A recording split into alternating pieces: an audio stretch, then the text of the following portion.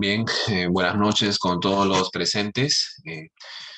Debo agradecer a la invitación del doctor Henry Ventura para eh, nuevamente dirigirme a ustedes en esta oportunidad con el tema de las causas de extinción de la acción penal y de la pena o de la ejecución de la pena. Mi nombre es Rubén Guillermo López Rueda.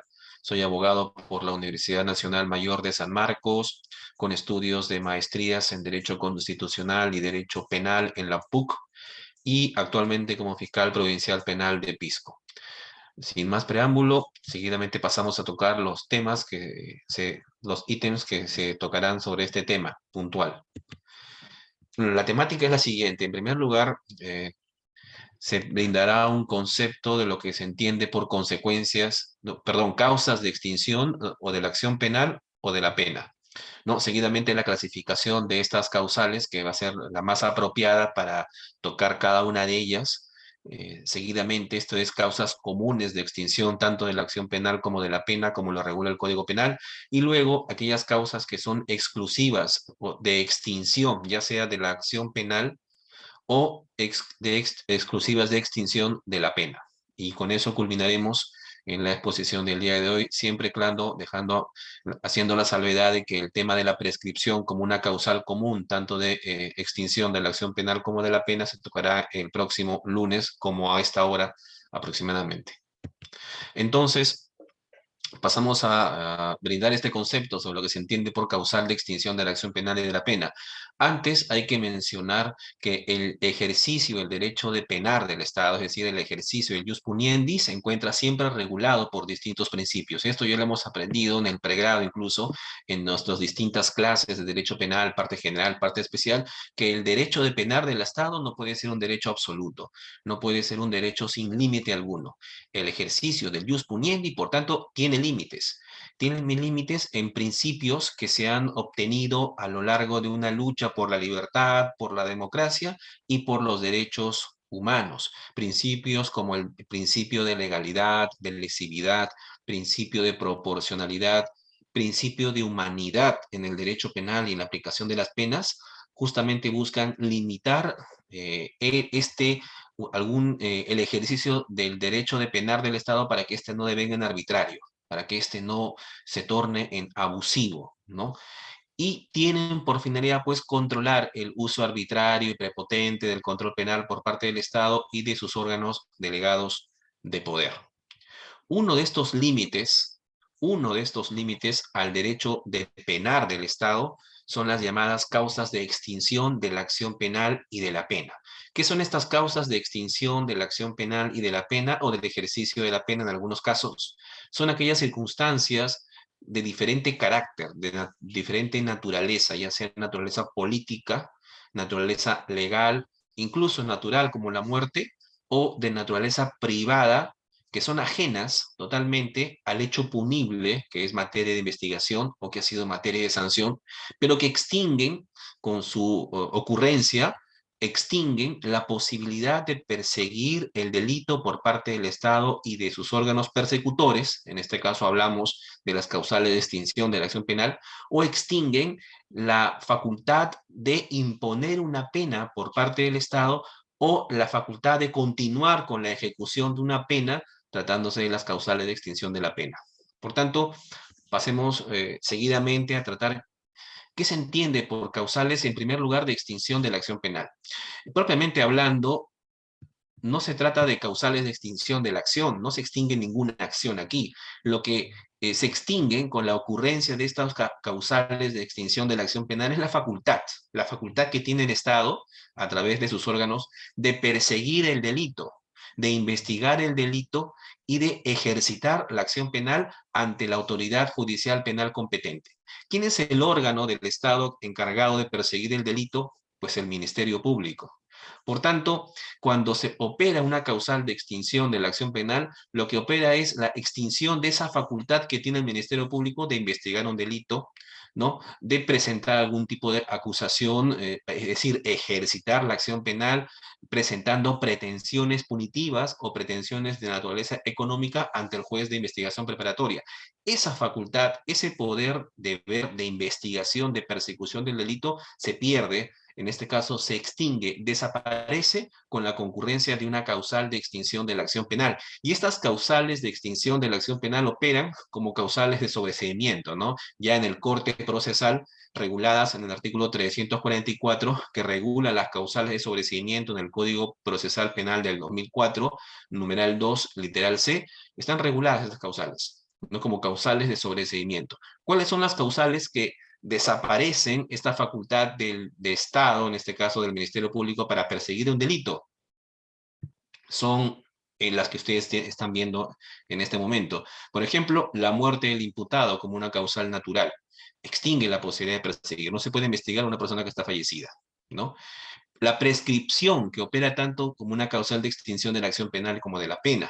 La amnistía también opera como una causal de extinción de la acción penal y también de la pena. El derecho de gracia, la cosa juzgada, el desistimiento o transacción cuando se trata de delitos cuyo ejercicio de la acción privada de la acción penal, perdón, es privada, y la sentencia ejecutoriada civil que declare que el hecho punible es lícito, ¿no? Por ejemplo, se me ocurre en este último supuesto, y lo vamos a ver, el caso, el típico ejemplo que se estila presentar en las aulas del investigado por bigamia, que presenta unas sentencias en la vía civil que declara la nulidad del primer matrimonio en el que participó.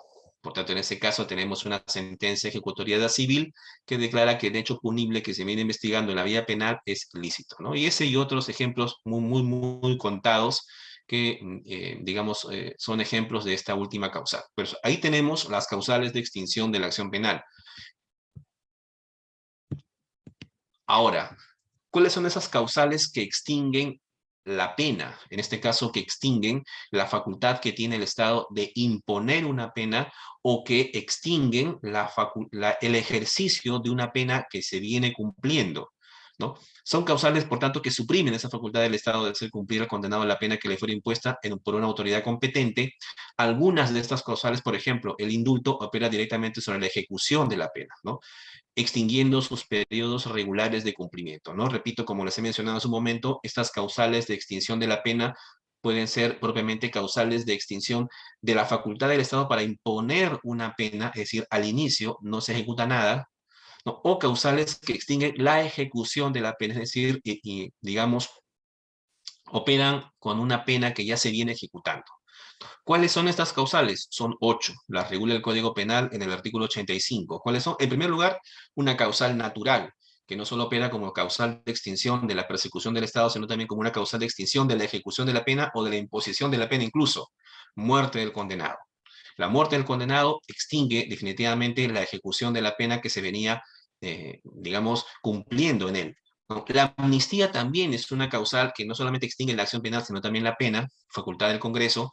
El indulto, facultad presidencial, individualizada en una persona, a diferencia de la amnistía, también funciona como una causal, en este caso exclusiva, de extinción de la ejecución de la pena propiamente dicha. La prescripción, que es una causal que no solamente extingue la facultad persecutoria del Estado, o sea, extinción de la acción penal, sino también una facultad que extingue la pena. El cumplimiento de la pena, que no es propiamente una causal de extinción. La exención de pena, el perdón del ofendido en delitos de ejercicio privado de la acción penal. Y finalmente, la conmutación de la pena, ¿no? Vamos a tocar cada una de estas causales, pero primero vamos a hacer una clasificación siguiendo al profesor San Martino, fallecido ya en febrero de este año, el profesor Roy Freire, 25 años de cátedra en mi facultad, la Facultad de Derecho de la Universidad Nacional Mayor de San Marcos. Ha escrito varios libros y artículos, pero uno de ellos, el que me trae en esta oportunidad para exponer, el de las causales de extinción de la acción penal de la pena. El profesor Roy Freire presenta esta clasificación de las causales de extinción y que yo traigo a colación en esta oportunidad. ¿Cuáles son? Según el alcance extintivo del jus puniendi, estas causales, el profesor las clasifica en causales comunes, que no solamente extinguen la acción penal o facultad persecutoria del Estado, sino también extinguen la facultad de imponer una pena o en la facultad de ejecutar o continuar la ejecución de una pena, son la muerte del reo, causal natural, la prescripción y la amnistía. Esas tres causales operan digamos, tanto para extinguir la acción penal o la pena. ¿No? Y luego tenemos causales que son exclusivas, ya sea para extinguir la facultad persecutoria del Estado o la acción penal, ¿no? O causales que extinguen exclusivamente la pena. Como causales exclusivas de extinción de la acción penal, está la sentencia civil ejecutoriada, que extingue únicamente la acción penal. La cosa juzgada también extingue la acción penal, el desistimiento, la transacción en delitos de ejercicio privado de la acción penal y el derecho de gracia. Y finalmente, como causales exclusivas que implican la extinción de la pena y que por tanto, y como es una obviedad por este hecho, estas causales exclusivas de extinción de la acción penal requieren previamente de la existencia de una sentencia de condena, una sentencia condenatoria, por tanto, son el indulto en primer lugar, que opera en la ejecución de la pena en sí. El cumplimiento de la pena, que no es propiamente una causal de extinción, como lo vamos a ver, la exención de la pena, el perdón del ofendido en delitos de ejercicio privado de la acción penal y finalmente, para cerrar esta sesión, la conmutación de la pena, ¿no? Estoy siguiendo y estoy incluyendo las causales que actualmente está regulado nuestro Código Penal del año 1991 y a esas causales me voy a abocar a explicar seguidamente. Bien, siguiendo la clasificación del profesor Roy Freire, voy a empezar primero por esas causales que son comunes de extinción tanto de la facultad persecutoria del Estado como de la imposición de una pena o de la ejecución de la pena en sí. En primer lugar, la causal natural por excelencia. La primera causal con la que empieza nuestro Código Penal a regular estas causales de extinción, la muerte del reo. Acá menciono muerte del autor o partícipe del delito. En otros libros ustedes verán la muerte del reo, entendiendo el reo como autor o partícipe, ¿no? Como un concepto más omnicomprensivo. La acción penal y la pena tienen su realización, evidentemente, en la persona. Esto que parece una obviedad, pues hay que mencionarla. El contenido de la punibilidad y de la punición se orientan a retribuir un mal a la persona, ¿no? Hablando en términos de función de retribución o de teoría de la pena en el ámbito retributivo, ¿no? O teorías absolutas de la pena que lo tocamos en la sesión anterior, ¿no? El contenido de la punibilidad, por tanto, se orienta a retribuir un mal ¿a quién? A una persona, a la cual se le van a privar o restringir determinados derechos, teoría absoluta de la pena. Y desde una perspectiva funcional, teoría preventiva de la pena, ¿no? La pena solo puede tener efectos utilitarios en una persona viva. Por tanto, si esto es así, si tanto en concepciones absolutas o concepciones absolutas de la pena o en teorías retributivas o utilitarias de la pena siempre se aplica a una persona viva, si el reo o la persona fallece, carece de sentido continuar sustanciando el proceso o en todo caso sustanciando la ejecución de una pena, ya que opera la regla de que la muerte todo lo borra. La muerte, por tanto, del reo borra el proceso o borra la pena que se venía ejecutando. La muerte, por tanto, pone fin a la persona, según el artículo 61 del Código Civil. Y puede ser esta muerte no solamente una muerte física total, sino también puede ser una muerte cerebral o clínica. Y esto sí, es así. Una persona que tiene o que ha sido diagnosticada con muerte cerebral, ¿no? Por más de que todavía sigan, eh, siga, digamos, respirando de alguna manera, con la cesación definitiva e irreversible de sus funciones encefálicas, habrá operado la muerte en términos penales y por tanto ahí la extinción de la acción penal o de la pena. No se puede pretender continuar, por ejemplo, investigándola o continuar la ejecución de una pena en una persona que ha sido diagnosticada con muerte cerebral. Y también, ¿por qué no? También operaría la extinción de la acción penal y de la pena con la declaratoria de muerte presunta regulada en el artículo 63 de nuestro Código Civil. El profesor Ray Freire menciona pues estos tipos de muerte como causales de extinción tanto de la acción penal como de la pena y yo lo traigo a colación en esta oportunidad. Bueno, la segunda causal que extingue acción penal y pena es la amnistía. Todo el mundo la conoce. La amnistía es una causal de origen político y surge de las decisiones que adopta el Estado frente al tratamiento de determinados delitos. Es una opción estatal. para los cuales el Estado estima innecesario mantener la punibilidad o mantener la punición, luego es una causal de aplicación coyuntural, ¿no? La amnistía definitivamente es una opción política, ¿no? Que la adopta el Estado y que es una opción dentro de la naturaleza coyuntural que tiene que estimar que en caso en concreto es innecesaria mantener la punibilidad o la punición o la investigación o la ejecución de la pena en determinados casos. ¿Opera dónde? ¿En qué supuestos? Generalmente en épocas de guerra o también para delitos comunes, según el profesor chileno Bustos Ramírez. Para el profesor chileno, en casos de épocas de guerra, la falta de necesidad de la pena surge de la idea de la reconciliación social y política. Luego, la aplicación de la pena significaría una perturbación de la paz social y de la vigencia del ordenamiento jurídico.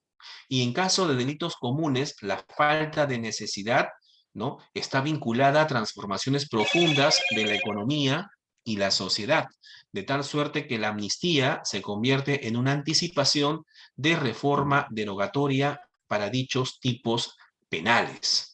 ¿No? Ese es el fundamento de la amnistía, que dicho sea de paso, en nuestra Constitución, la facultad de amnistiar la tiene el Congreso de la República mediante ley ordinaria, pero se da en situaciones de coyuntura por decisión política en donde el Congreso estime que es innecesario mantener, digamos, la punibilidad, la investigación, la persecución o la ejecución de la pena ante situaciones coyunturales, ¿no?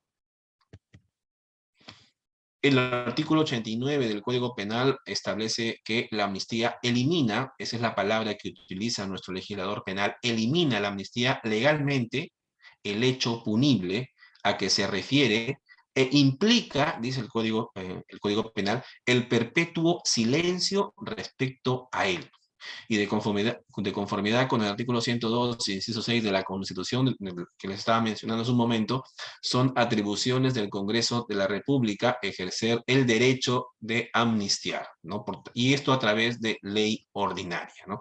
Ya ustedes recordarán una experiencia nefasta en el Perú.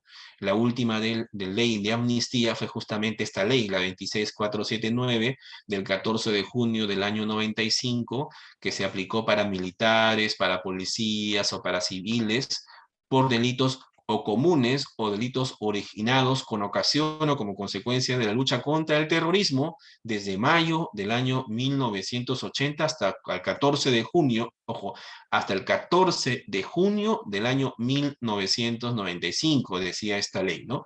Y que esta ley de la amnistía repercutió en casos, justamente en los casos sonados de Barrios Altos y de la Cantuta, donde estaban siendo procesados grupos militares y paramilitares, ¿no?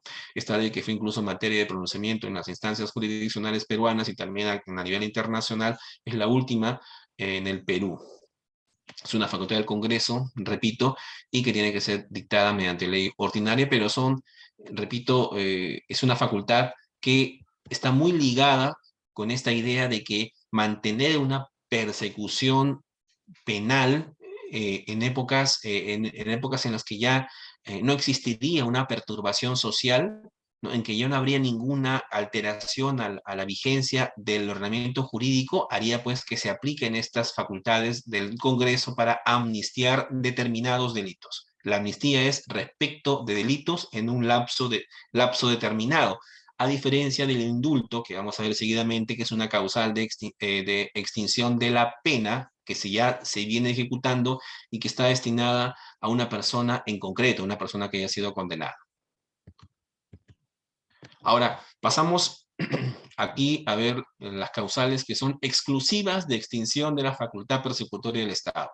En primer lugar, la sentencia civil ejecutoriada que destipifica la imputación, la regula el artículo 79 del Código Penal, como efectos de la sentencia civil sobre la acción penal. Esa es la frase que utiliza el legislador. Señala también el legislador que se extingue la acción penal, que estamos viendo nosotros, esa extinción de la facultad persecutoria del Estado, si de la sentencia ejecutoriada dictada en la jurisdicción civil resulte que el hecho imputado como delito es lícito. ¿Cuáles son estos casos en donde la vía civil declara que el hecho que se viene investigando en la vía penal es lícito? Por ejemplo, el profesor Rey Freire trae a colación varios supuestos. El primero, el que les he mencionado, cuando se declara la nulidad del primer matrimonio por motivo de enfermedad mental, existiendo un proceso penal por delito de bigamia contra el cónyuge sano, supuestamente autor del matrimonio ilegal. En concreto, si una persona está siendo investigada por bigamia y durante el interín de esta investigación surge una sentencia civil que declara que el primer matrimonio de esta persona es nulo, por tanto, no habría bigamia, no habría dos matrimonios. Y por tanto, ahí operaría una causal de extinción de la acción penal, lo que haría que esta investigación por bigamia culmine, se archive, al haber operado la extinción de la acción penal por esta causal. Otros supuestos. En caso de que se declare fundada la impugnación de paternidad de un hijo matrimonial por causal de impotencia absoluta, si el supuesto padre es procesado por delito de omisión a la asistencia familiar en agravio del hijo negado. O más concretamente, cuando una persona está siendo procesada por delito de omisión a la asistencia familiar, durante el interín del proceso por este delito, artículo 149 del Código Penal, surge una sentencia civil que declara que el imputado no es verdaderamente el padre del menor o del agraviado en todo caso. Si tenemos ese caso, ese supuesto, con esta sentencia civil ejecutoriada que señala que el hecho es lícito, operaría la causal de extinción de la acción penal, extinción de la facultad persecutoria del Ministerio Público por delito de omisión a la asistencia familiar para esa persona en concreto, ¿no? Aunque esta causal actualmente ha perdido cierta fuerza, puesto que ustedes pueden, digamos, revisar el Google, básicamente la Corte Suprema actualmente ha señalado que operaría la extinción de la acción penal en supuestos en los que el imputado, por omisión a la asistencia familiar, presenta una prueba de ADN indicando que él no es el padre. Por tanto, actualmente ustedes lo pueden encontrar, yo lo estaba revisando temprano el día de hoy, hay varios fallos, incluso uno como recurso de revisión por la Corte Suprema que establece que la sola presentación de una prueba de ADN por parte de una persona que está siendo imputada o investigada por omisión a la asistencia familiar hace que opere esta causal o que extinción de la acción penal o en todo caso que se archive este supuesto caso, proceso por omisión a la asistencia familiar. Por tanto, para la Corte Suprema ya no se va a esperar una sentencia civil ejecutoriada que declare que el hecho es lícito, sino simplemente en este caso concreto, omisión a la asistencia familiar, basta que presentes la prueba de ADN. Otro supuesto, cuando en un juicio de reivindicación es declarado como único propietario la misma persona que está siendo procesada paralelamente por delito de daños, bajo el cargo de haber destruido la cosa mueble de la que resultó finalmente siendo dueño. No tenemos una persona que ha sido procesada o está siendo procesada por daños a un inmueble respecto del cual en la vía civil se le declara único propietario. Ahí también operaría la causal de extinción de la acción penal por sentencia civil ejecutoriada o firme. Y finalmente, el profesor Roy Freire presenta este otro caso. En caso de que en la vía civil se declare fundada la oposición del retenedor de un bien en cuanto a efectuar su entrega exigida por el deudor, existiendo un proceso contra el acreedor por delito de apropiación ilícita de la cosa, que resultó retenida como garantía suficiente de su crédito, ¿no? Tenemos una persona que ha retenido un bien para garantizar, para efectivizar una garantía y sin embargo su deudor lo denuncia por apropiación ilícita. Mientras está investigándose ese delito de apropiación ilícita en contra del acreedor, en la vía civil se declara fundada la oposición del retenedor de un bien en cuanto a efectuar su entrega exigida al deudor. Y por tanto ahí operaría también la sentencia, la causal de extinción de la acción penal por sentencia civil ejecutoriada que declara que el hecho es lícito, ¿no? Esos son los supuestos en los que operaría esta causal de extinción de la acción penal. Tenemos la siguiente causal de extinción de la acción penal, la autoridad de cosa juzgada, ¿no? Es una causa, repito, exclusiva de extinción de la facultad persecutoria del Estado y que el artículo 90 del Código Penal señala que nadie puede ser perseguido por segunda vez en razón de un hecho punible sobre el cual se falló definitivamente, ¿no? Si tengo una sentencia penal que resuelve un hecho punible, ninguna autoridad puede volver digamos, investigar o perseguir ese hecho del cual el Poder Judicial ha emitido un pronunciamiento anterior y con carácter de definitivo, ¿no? Evidentemente, esto no opera con las investigaciones. Las investigaciones a nivel de la Fiscalía, que son actividad administrativa sui generis, no tienen esa autoridad de cosa juzgada que la tienen las resoluciones judiciales. Una disposición final de archivo por parte del ente persecutor no tiene esa autoridad de cosa juzgada, de suerte que en determinados casos, por ejemplo, cuando se presenten nuevas evidencias o cuando se acredita fehacientemente que la investigación ha sido deficiente, procede nuevamente volver a investigar ese hecho que en su momento se investigó. Ahí no hay cosa juzgada, ahí no hay autoridad de cosa juzgada, que lo que es causal de extinción de la acción penal es una resolución que de manera definitiva y con la autoridad de cosa juzgada se haya pronunciado respecto de un hecho punible, ¿no? Que se viene investigando actualmente. Esta causal se regula como la garantía del ne bis in idem, ¿no? La cual vincula con la autoridad de cosa juzgada. Es concordante con el artículo 139, inciso 3 de la Constitución, que señala que son principios y derechos de la función jurisdiccional la prohibición de revivir procesos fenicidos con resolución ejecutoriada. La cosa juzgada es un efecto procesal de la sentencia firme que por elementales razones de seguridad jurídica impide que lo que en ella se ha resuelto sea atacado, o sea, nuevamente visto, nuevamente investigado, o dentro del mismo proceso, es decir, cosa juzgada formal, o en otro proceso diferente, cosa juzgada material.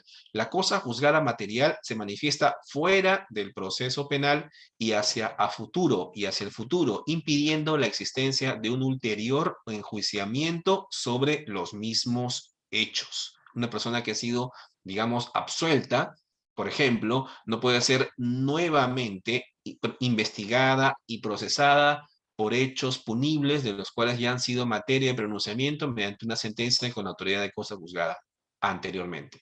La cosa juzgada extingue, por tanto, la acción penal incoada en tanto permite advertir que sobre el mismo hecho histórico, respecto del mismo hecho punible que se viene investigando y respecto del mismo autor, ya el Poder Judicial ha emitido una sentencia judicial con carácter de firme. ¿Cuáles son los presupuestos de la cosa juzgada? Pues la doble identidad. Como todos sabemos, tiene que existir una identidad de agente o identidad subjetiva o límite subjetivo de la cosa juzgada y tiene que haber una identidad de hecho o límite objetivo de la cosa juzgada. ¿Qué es identidad de agente? Las personas. La unidad del sujeto imputado en el proceso precedente y el sujeto que viene siendo investigado en el proceso actual. El agente tiene que ser el mismo, ¿no? Y luego, identidad de hecho, unidad de hecho punible en el proceso precedente, en el proceso anterior que ha sido ya materia de pronunciamiento mediante sentencia judicial firme, y el hecho que se viene procesando actualmente. Con esa doble identidad se cumplen los presupuestos de la cosa juzgada. Bueno, tenemos otra causal de extinción de la acción penal, el desistimiento o la transacción, ¿no? ¿Qué son estas causales? Se vinculan ambas, ¿no? Pero ojo, no son lo mismo, con una declaración de voluntad del afectado por el delito, de no incoar o mantener la acción penal cuando ésta es de ejercicio privado. Por tanto, el desistimiento y la transacción operan como causales de extinción de la acción penal para delitos cuyo ejercicio de la acción penal sea privada. Vamos a ver acá, listo. ¿Qué es el desistimiento? El desistimiento es pues una manifestación de voluntad por la cual el presunto agraviado se desiste de la acción entablada o a entablarse, decide no continuar con el proceso. El presunto ofendido renuncia a la facultad que le otorga el derecho, ¿no? Por tanto, el desistimiento es, como su propio nombre lo indica, un desistimiento, es una renuncia el deseo de no continuar con un proceso. Ojo, cuando se trata de delitos cuyo ejercicio de la acción penal es privada. Y en cambio, ¿qué es la transacción? En la transacción no es una manifestación de voluntad de renuncia. En la transacción hay un acuerdo bilateral. Un acuerdo bilateral, a diferencia del desistimiento, acuerdo bilateral de voluntades entre la víctima y el autor del delito para concluir y bajo ciertas condiciones, generalmente económicas, el proceso incoado contra el segundo, es decir, constituye un acuerdo conciliatorio entre ambas partes, ¿no? El ámbito de operatividad del desistimiento y de la transacción es evidentemente reducido si estamos advirtiendo que nuestro legislador penal únicamente faculta el ejercicio de esta causal de extinción de la acción penal a supuestos de delitos cuyo ejercicio de la acción penal es privado, es decir, por ejemplo, por querella directa del agraviado ante la autoridad judicial y sin intervención del Ministerio Público. Estos delitos de ejercicio privado de la acción penal son también llamados delitos exceptuados. ¿Cuáles son? Bastante contados incluso con los dedos de la mano. Lesiones culposas leves, delitos contra el honor y delitos contra la intimidad, ¿no? Del artículo 158, ¿no? Por tanto, el ámbito de operatividad del desistimiento y de la transacción, repito, son bastante limitados, ¿no? Solamente para este tipo de delitos.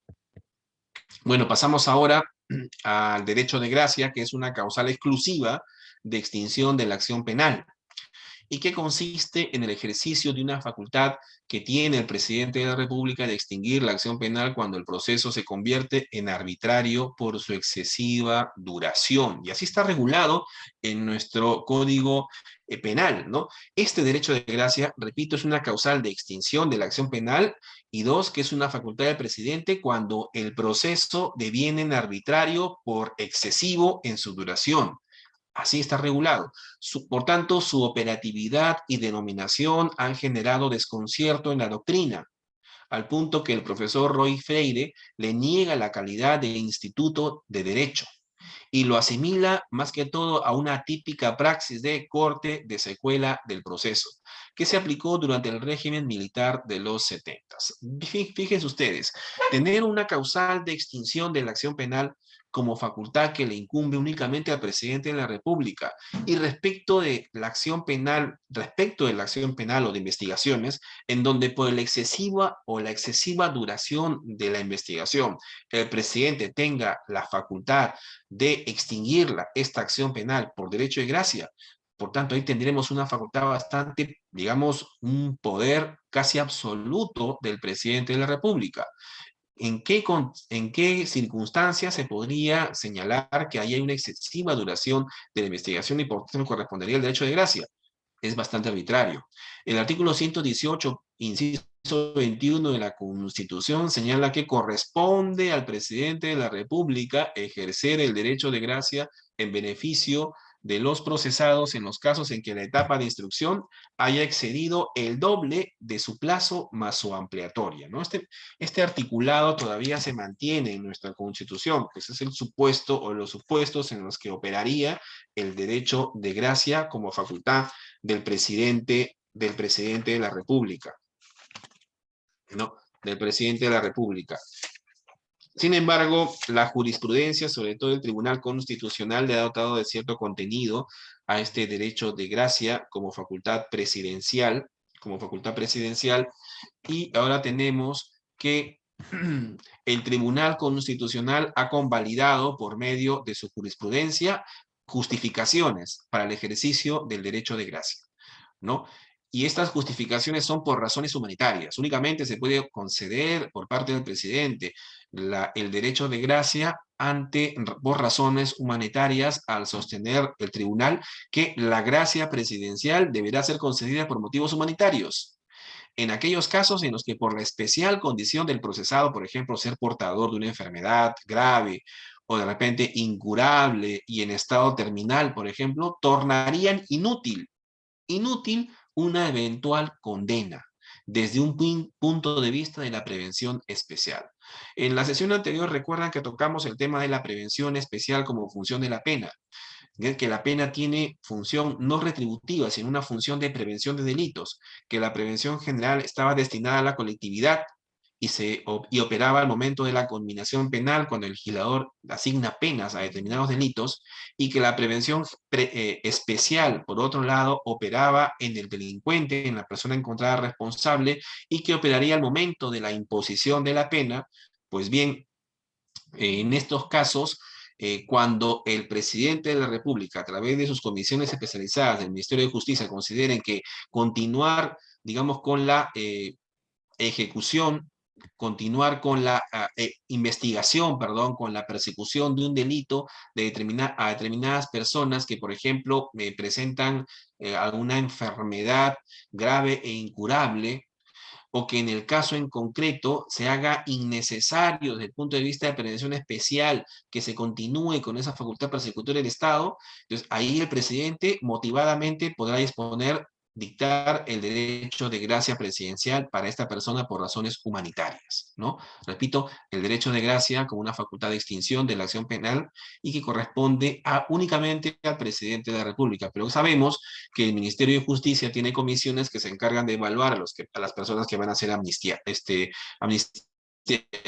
perdón, que van a ser beneficiarias por el derecho de gracia. Ahora, pasamos ya al último punto de esta sesión y son las causales exclusivas de extinción o de la imposición de una pena o de la ejecución de la pena. La primera causal de extinción de la pena es el indulto. La base legal del indulto es el artículo 89 del Código Penal. El indulto suprime la pena impuesta. Constituye el indulto una verdadera causal exclusiva de extinción de la ejecución de la pena concreta impuesta y que se viene efectivizando. El indulto, autores, repito, es una causal de extinción de la ejecución de la pena. De la ejecución de la pena. Es una manifestación especial del llamado derecho de gracia que acabamos de ver, ¿verdad? El derecho de gracia como facultad del presidente para extinguir una acción penal. Pues bien, el indulto es una especie de gracia presidencial, una manifestación especial que extingue no la acción penal, sino la pena ya impuesta. Por tanto, presupone una sentencia penal condenatoria que se viene cumpliendo.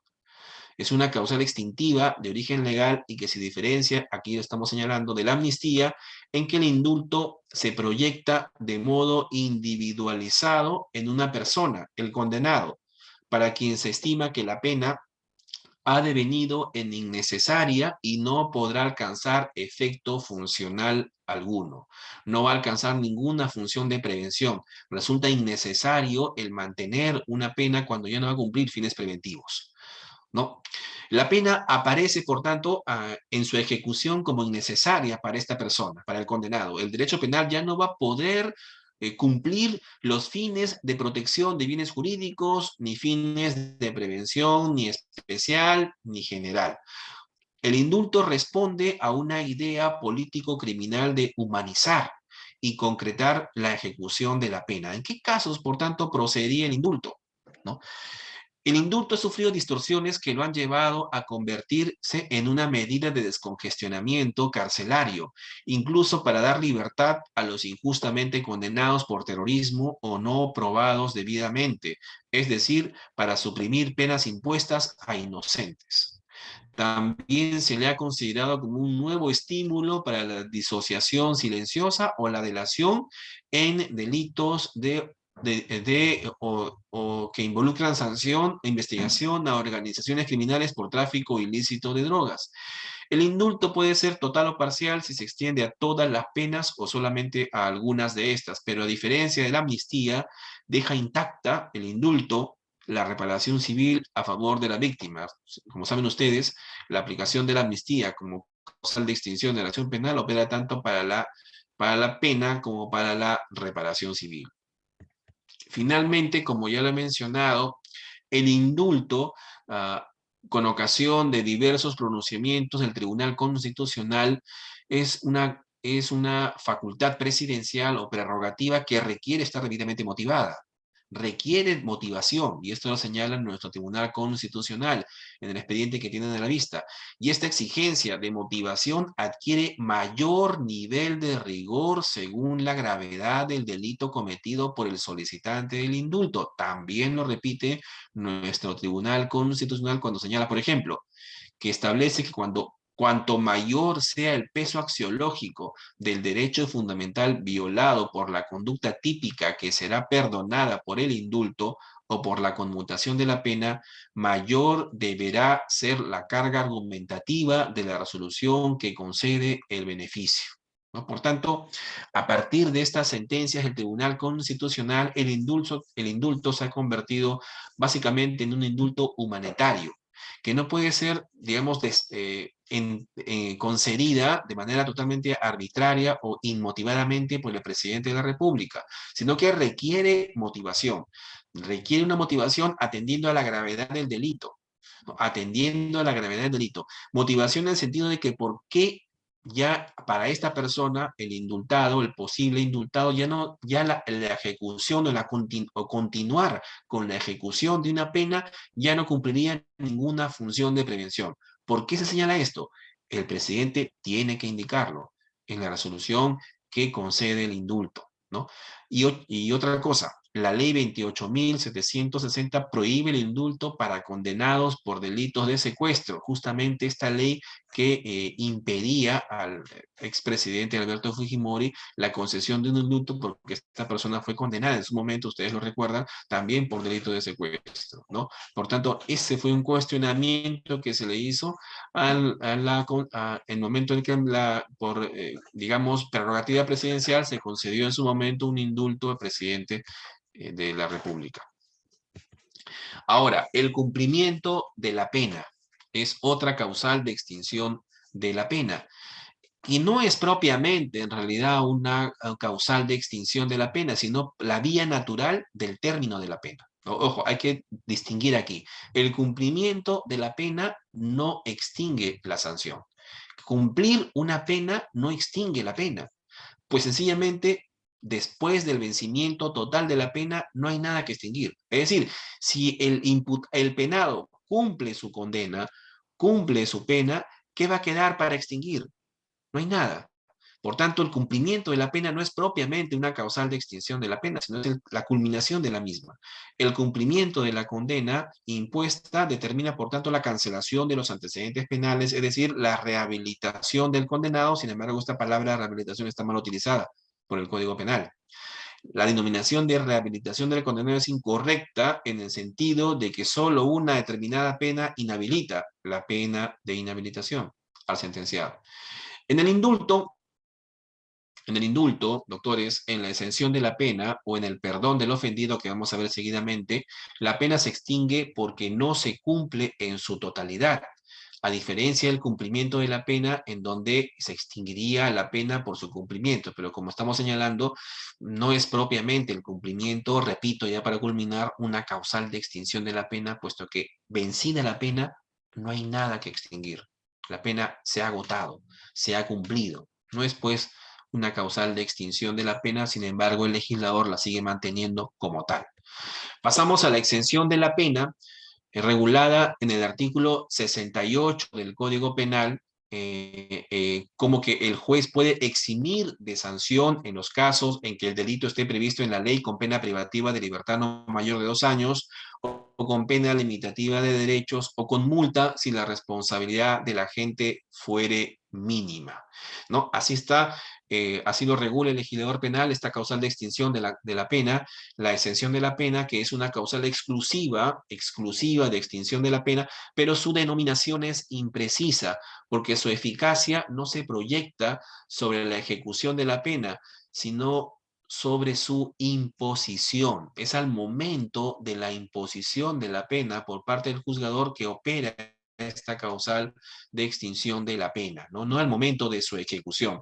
El legislador la incluye como premio incluso a los delincuentes que participan en un procedimiento de colaboración eficaz. Esto está regulado en el artículo 475, numeral 5 del Código Procesal Penal, ¿no? Está incluido en nuestro Código procesal penal, repito, en el capítulo de la colaboración eficaz, ¿no? Como un premio a los delincuentes que participan en este tipo de procedimientos especiales. Respecto a la extensión de pena, ¿qué más se puede decir? Es una causal de extensión de la pena. El legislador lo vincula con las llamadas excusas absolutorias o causales personales de exclusión de penas. ¿Qué son excusas absolutorias o causales personales de exclusión de la pena? Se trata de causas personales que excluyen solo la penalidad de la conducta y que se establecen por puras consideraciones político-criminales.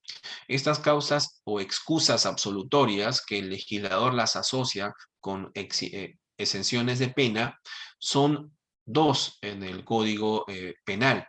Está regulada la primera, en el artículo 208 para delitos contra el patrimonio, cuyos sujetos se encuentran estrechamente vinculados, ahí donde el legislador regula una excusa absolutoria para delitos como hurtos, daños, eh, defraudaciones, ¿no? Entre personas vinculadas en términos familiares, convivientes, exconvivientes o cónyuges, el legislador está dando mayor prioridad a este vínculo o relación familiar, parental, antes que a una persecución penal pública o a una ejecución penal pública. Por tanto, el legislador aquí ha considerado darle mayor prioridad a estos vínculos familiares, estrechos vínculos familiares, que a una persecución penal o a la ejecución de una pena.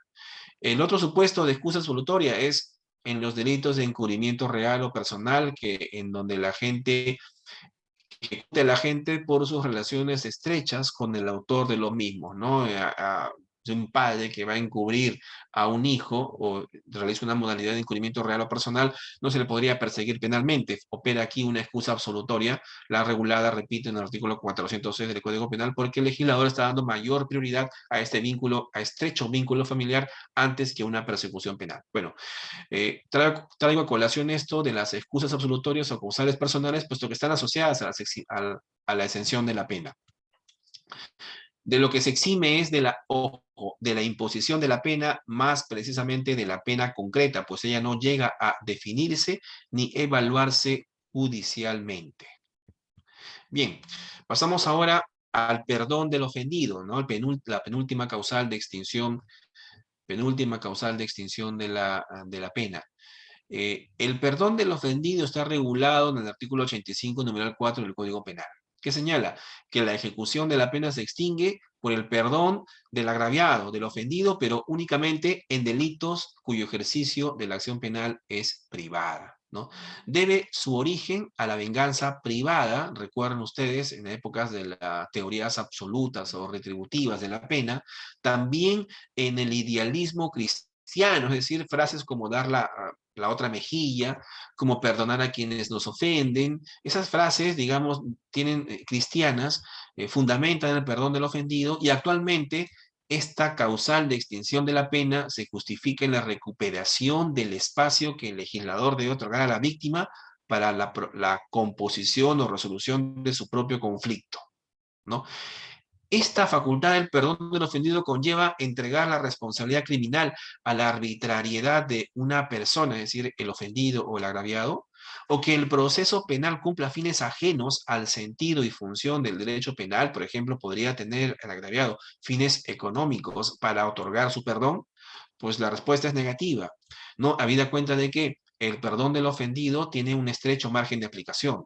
Únicamente se aplica para delitos cuyo ejercicio de la acción penal es privada.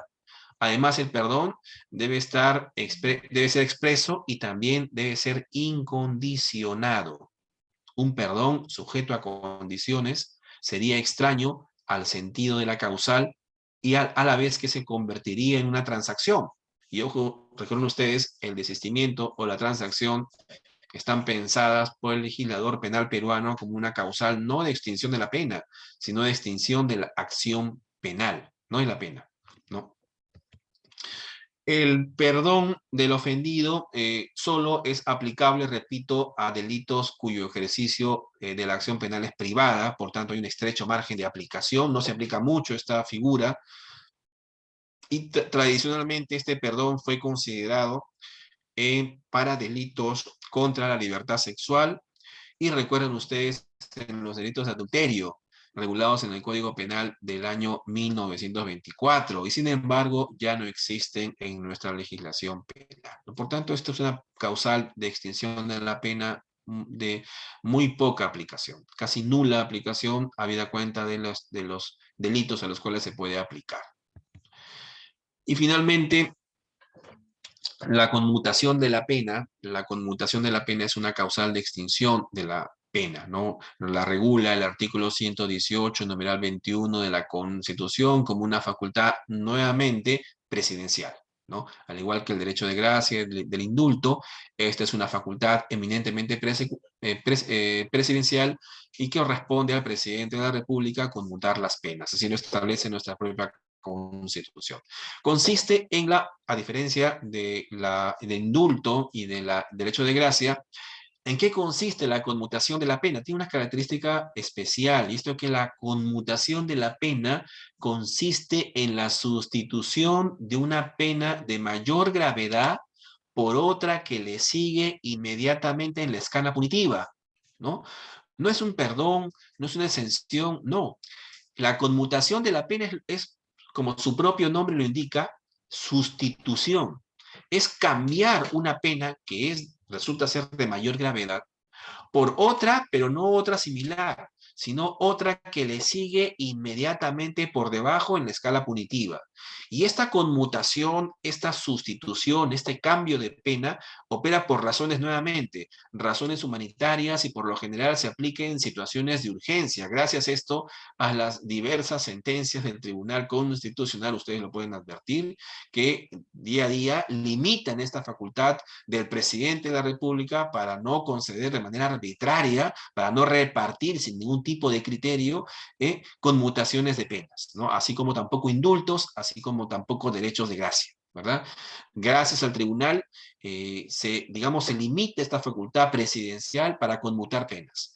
Solo procede, repito, para sanciones muy graves, impuestas en sentencias definitivas, y porque la sustitución de la pena de mayor gravedad por otra de menor gravedad no incida directamente sobre la duración de la pena sustituyente, ¿no? Ojo, aquí estamos hablando de otra característica de la conmutación de la pena, y es que conmutar o cambiar una pena por otra, es una pena de mayor gravedad por otra que le sigue inmediatamente por debajo de esta, no implica variar la duración de la pena, salvo en aquellos casos en los que la conmutación de por sí disminuye la duración de la pena.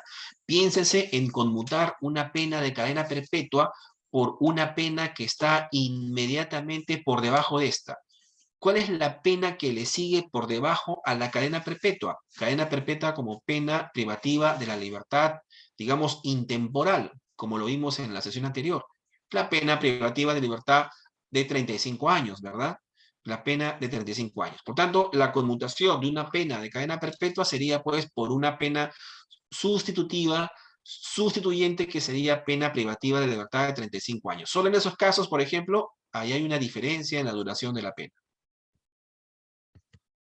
Y bueno, eso sería todo, doctores. Yo agradezco nuevamente la invitación del doctor Henry Ventura para, digamos, dirigirme a ustedes en respecto de estas causales de extinción de la acción penal y de la pena, quedando para, me parece, el próximo lunes, como a partir de las 8 de la noche, si no es antes, tocar el tema de la prescripción, tanto de la acción penal como de la pena, que por cuestiones prácticas se decidió tocarlas en una sesión distinta, porque, digamos, por la extensión de la misma y que merece, digamos, un poquito más de tiempo para poder darle las ideas principales de la prescripción, ¿no? Que operan tanto como para la acción penal como para la pena, ¿no? Bueno, gracias y quedan las preguntas del caso. Muchas gracias, doctor Rubén. Doctores, una vez más, mi agradecimiento a cada uno de ustedes. Buen fin de semana. Damos por culminada la sesión de hoy y nos vemos el próximo lunes. Nuevamente, gracias y muy buena noche con todos. Gracias y buenas noches con todos los presentes.